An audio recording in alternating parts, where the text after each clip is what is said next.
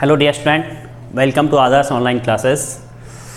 Dear student, अपना जो पिछला टॉपिक था, हमने पिछले वीडियो में देखा था कि हम ये टॉपिक चला रहे हैं, जो चल रहा है अपना वो है जीवाणु जनित रोग, और उनमें हमने 6 जीवाणु जनित रोगों के बारे में डिस्कस कर लिया था। ठीक है, और उनमें पिछले वीडियो में जो आखिरी था वो था आपका प्रवाहिका या अतिसार, जिसमें हमने देखा कि ये साइजेला समूह के जो बैक्टीरिया होते हैं, उन साइजेला समूह के बैक्टीरिया के द्वारा यह रोग फैलता है। ठीक है, और ये बैक्टीरिया क्या करते हैं, आंत्र को प्रभावित करते हैं। किसको प्रभावित करते हैं? आंत्र को प्रभावित करते हैं, और जिससे क्या होगा, आपका जो पाचन तंत्र है वो उसमें अवशोषण की क्रिया जो होती है, जैसे जल है, खनिज लवण है, उनमें अवशोषण की क्रिया है वो बाधित होती है, जिससे क्या होगा कि ये जल और खनिज लवण है वो ज़्यादा से ज़्यादा है वो शरीर से बाहर निष्कासित होता है, और इसके निष्कासन के कारण शरीर में जल की कमी आ जाती है, जिससे ऐसी स्थिति को क्या कहेंगे हम? निर्जलीकरण कहेंगे। तो निर्जलीकरण की अवस्था है इसमें उत्पन्न हो जाती है। ठीक है, और यह रोग जो है वो जो रोगी के संपर्क में आने से और अपशिष्ट पदार्थ जो होते हैं उनके अंदर, या सड़े गले जो भोज्य पदार्थ है उनके सेवन के कारण ऐसा रोग है, ये साइजेला समूह के जो बैक्टीरिया है वो संक्रमण करते हैं। ठीक है, तो अब इसके बाद में हम अगला जीवाणु जनित रोग है वो देखेंगे, जिसका नाम है मेनिनजाइटिस। मेनिनजाइटिस या मस्तिष्क आवरण शोथ। ठीक है, अब देखिए मस्तिष्क आवरण को क्या कहते हैं? मेनिनजाइट कहा जाता है, और इसमें ये आवरण जो है वो इसके आपको पता ही होगा, हमने जब संवेदी अंगों के बारे में पढ़ा था, और उससे पहले जो तंत्रिका तंत्र है, संवेदी अंगों से पहले हमने तंत्रिका तंत्र के बारे में पढ़ा, तो उसमें हमने केंद्रीय तंत्रिका तंत्र में मस्तिष्क के बारे में पढ़ा था, और मस्तिष्क में हमने देखा मस्तिष्क के अंदर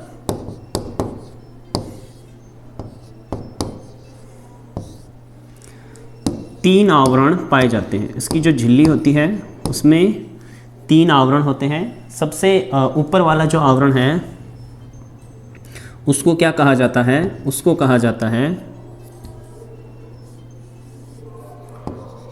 ड्यूरामेटर।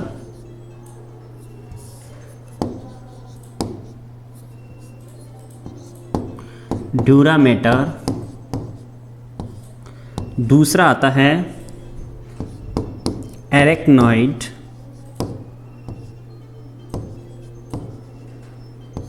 और तीसरा आवरण जो है वो आता है पायामेटर। तो 3 आवरण इसके ऊपर पाए जाते हैं, और इन आवरणों के बीच में क्या पाया जाता है? इसमें ये जो ड्यूरामेटर और एरेक्नॉइड जो है इनके बीच में गुहा होती है। इस गुहा को क्या कहा जाता है? सब ड्यूरल गुहा कहा जाता है। सब ड्यूरल गुहा। और एरेक्नॉइड व पायामेटर के बीच में एक गुहा होती है जिसे सब एरेक्नॉइड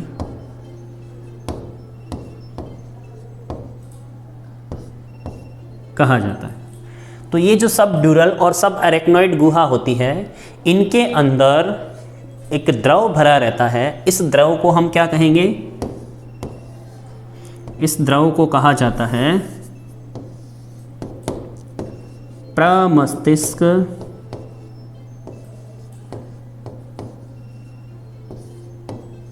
मेरुद्रव, क्या कहेंगे इसे?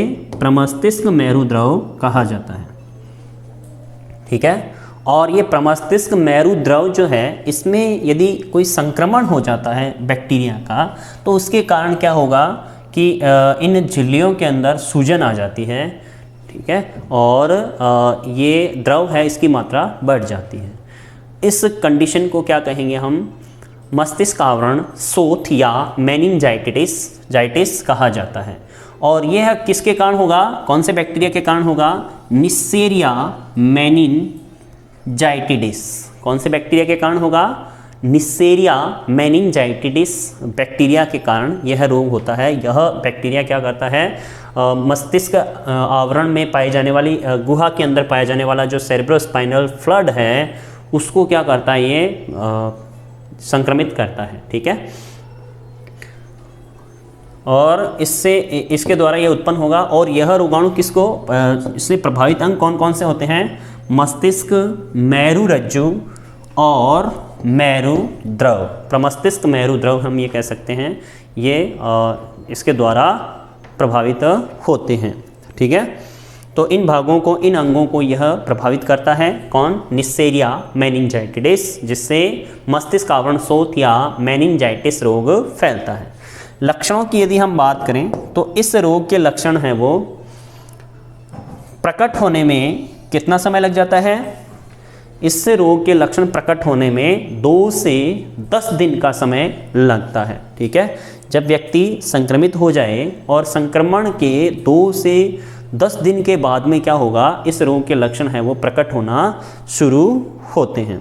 ठीक है, अब बात करें इसके लक्षणों की, तो इसमें इस रोग के लक्षण में देखें तो इसमें क्या होता है? तेज बुखार आता है। ठीक है, तो रोगी व्यक्ति जो होता है ना, जब यह संक्रमित होता है इस निस्सेरिया मेनिंजाइटिस के द्वारा, तो इसमें रोगी को तेज बुखार आने लग जाता है, सिर में दर्द होता है, उल्टियाँ एवं जलन होने लगती है। ठीक है, तो ये इस रोग के लक्षणों में प्रमुख आते हैं। कौन से में? मस्तिष्क आवरण शोथ या मेनिंजाइटिस। अब हम बात करें बचाव की, तो बचाव के बारे में यदि हम देखें तो यह रोग जो होता है ना, सबसे पहले तो हम देखते हैं कि ये फैलता कैसे है। कैसे फैलता है? यह संपर्क द्वारा फैलता है। किसके द्वारा? संपर्क द्वारा फैलता है। आप किसी भी रोगी व्यक्ति से हाथ मिलाते हो या उसे स्पर्श करते हो, छूते हो, ठीक है, तो उसके द्वारा ये रोग जो है एक व्यक्ति से दूसरे व्यक्ति के अंदर फैलता है, इसका संक्रमण हो जाता है। इसके अलावा रोगी व्यक्ति के द्वारा कोई भी वस्तु है काम में ली गई है, उस वस्तु का उपयोग यदि हम कर लेते हैं, ठीक है, तो उसके द्वारा भी यह रोग हो जाता है। तो जितने भी ये संक्रामक रोग है, ये संक्रामक रोग में फैलने का तरीका लगभग क्या होता है? समान ही होता है, एक जैसा तरीका इसमें आता है कि ये जो रोग है वो किसके द्वारा? संपर्क द्वारा फैलेंगे। ठीक है, और जब रोगी व्यक्ति है वो उसने कोई वस्तु काम में ली है या उसने कहीं पर खांसा है या छींका है, तो उसके साथ में खांस और छींक के समय क्या होते हैं? उसके मुंह से जो ड्रॉपलेट्स निकलते हैं, ये जो द्रव की बूंदें निकलती हैं, इस द्रव की बूंदें स्वस्थ व्यक्ति के द्वारा निगलने पर, यानी उसके सांस के साथ में वो जब ग्रहण करता है उसे, तो उसके द्वारा यह एक व्यक्ति से दूसरे व्यक्ति में फैल जाता है, या रोगी व्यक्ति से, हम यूँ कहें रोगी व्यक्ति से स्वस्थ व्यक्ति में इसका प्रसारण हो जाता है। ठीक है, तो इसका बचाव एक ही है कि जिन कारणों से ये फैल रहा है, जैसे संपर्क, जो रोगी व्यक्ति है उसके संपर्क में नहीं आना चाहिए।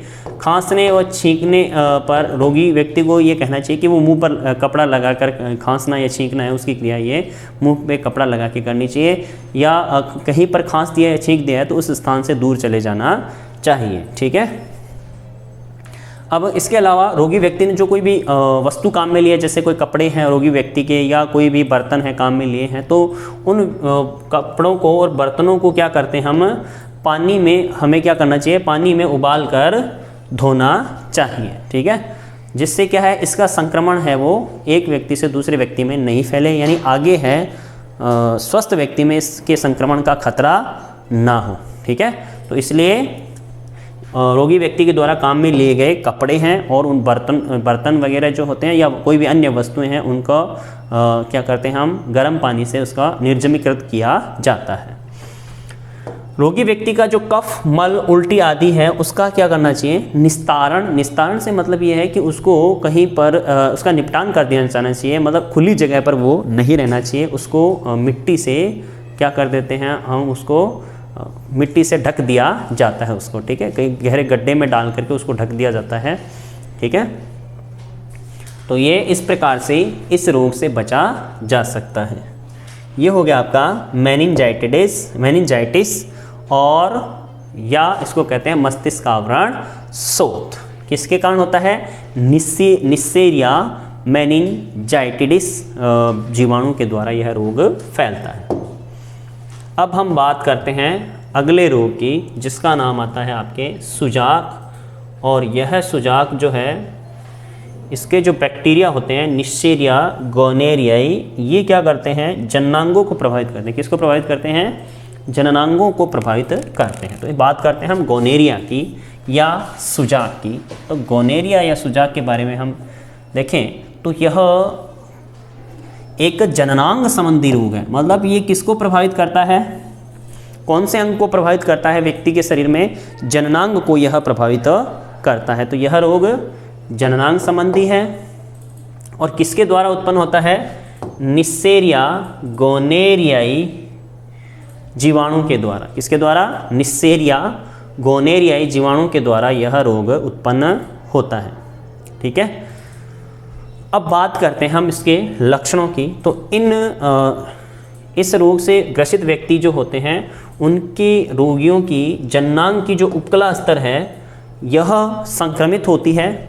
यानी जननांग की उपकला स्तर यानी ऊपर की जो भित्ति होती है उस भित्ति पर या उसकी झिल्ली जो होती है जननांगों की, उस झिल्ली को यह क्या करते हैं? संक्रमित करते हैं और उन पर आक्रमण करते हैं, जिसके कारण 3 से 9 दिन के पश्चात क्या होगा? मूत्र मार्ग से पीले रंग का द्रव स्रावित होता है, ठीक है। यानी मूत्र मार्ग जब संक्रमण हो जाता है तो संक्रमण होने के बाद में 3 से 9 दिन के बाद में मतलब इसका असर है वो दिखाई देता है, इसके लक्षण हैं वो दिखाई देने लगते हैं। और इनके लक्षणों में यदि देखें हम बात करें तो मूत्र मार्ग से क्या होगा? पीले रंग के द्रव का स्रावण होने लग जाता है, ठीक है। और इसके साथ ही जननांगों में क्या होती है? जलन होने लगती है, ठीक है। पीले इनके संक्रमण के कारण क्या होगा? एक तो पीले रंग का द्रव स्रावित होता है और जननांगों में जलन होने लगती है।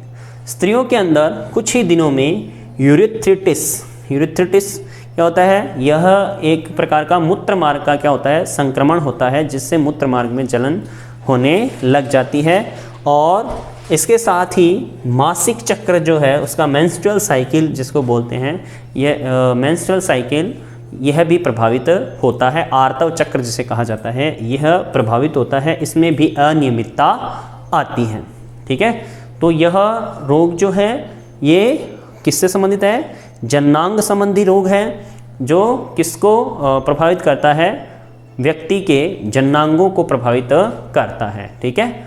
और इसका रोगजनक की यदि हम बात करें तो रोगजनक आता है निस्सेरिया गोनेरियाई जीवाणु। और यह जीवाणु किसको संक्रमित करेगा? कहाँ पर आक्रमण करता है? कौन से अंग को प्रभावित करता है? जननांग की उपकला को प्रभावित करता है। और इसके प्रसारण में रोग के लक्षण प्रकट होने में 3 से 9 दिन का समय लगने लग जाता है।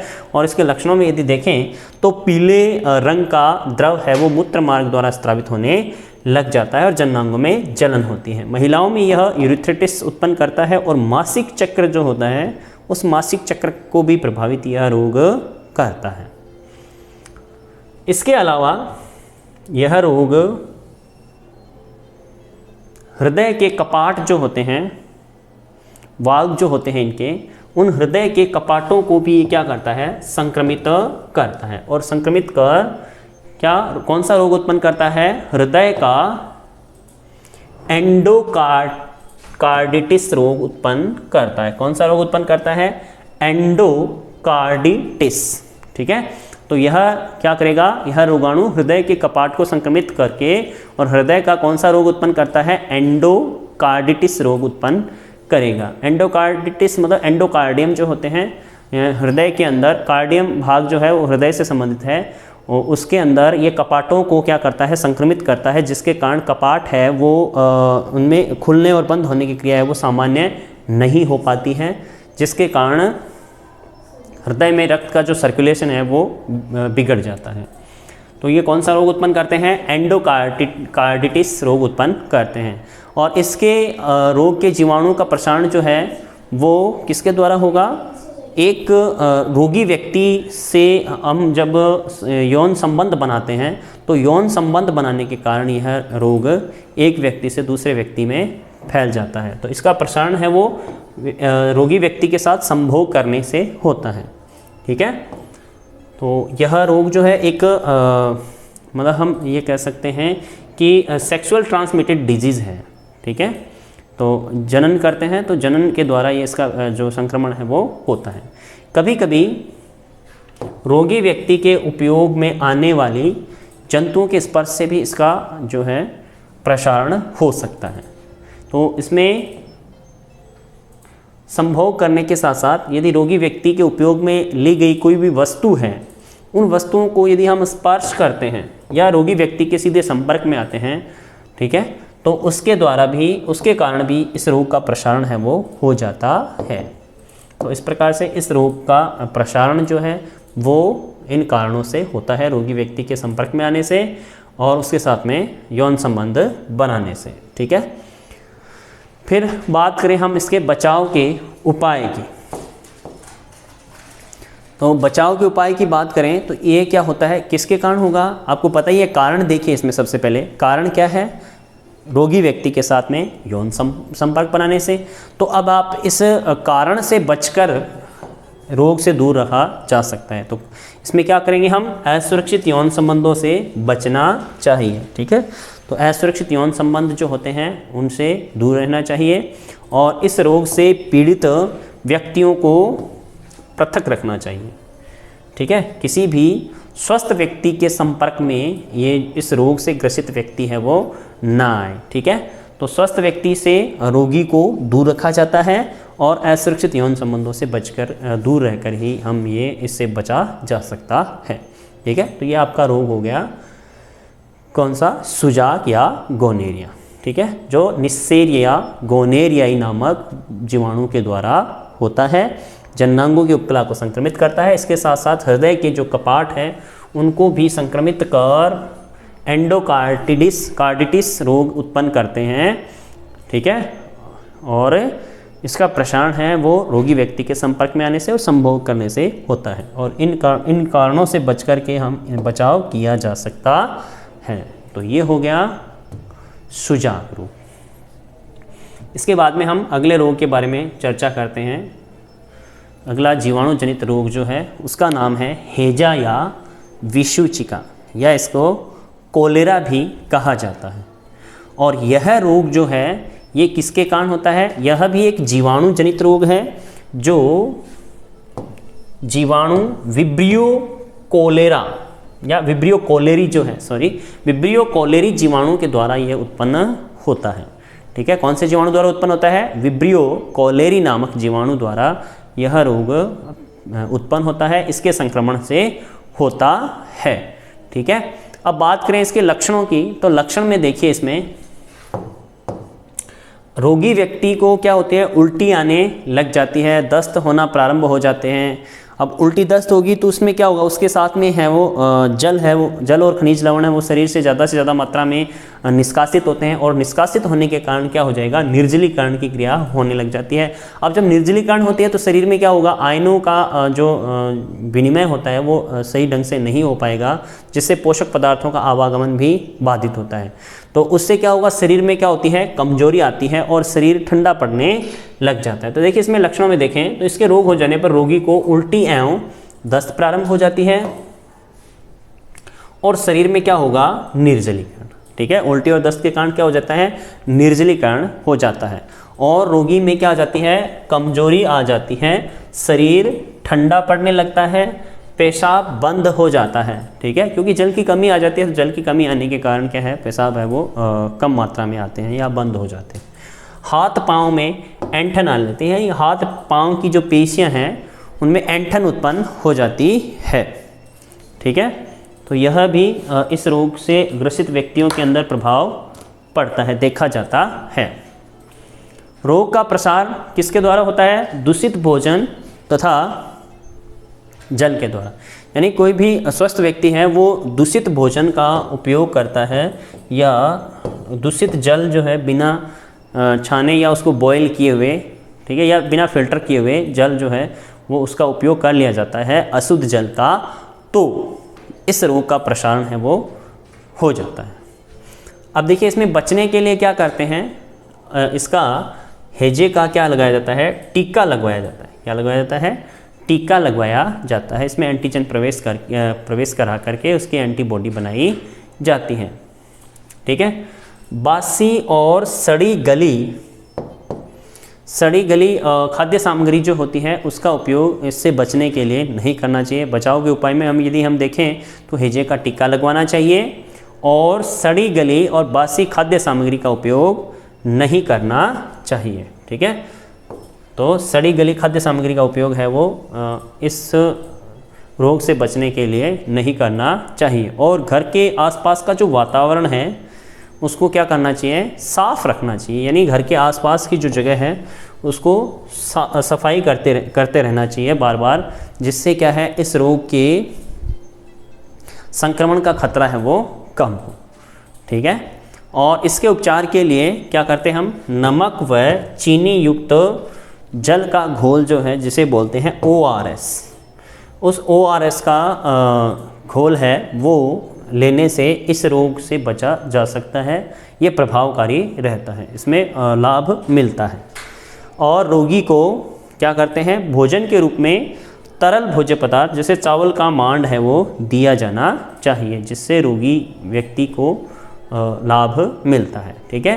तो ये आ गया आपका हैजा या विषुचिका या कोलेरा जिसको बोलते हैं, किसके कारण होता है, विब्रियो कोलेरी के कारण होता है, ठीक है। और इस रोग में क्या होता है, उल्टी दस्त है वो होने शुरू हो जाते हैं, जिससे निर्जलीकरण होगा और शरीर में कमजोरी आ जाती है, ठंडा पड़ जाता है, ऐंठन उत्पन्न हो जाती है।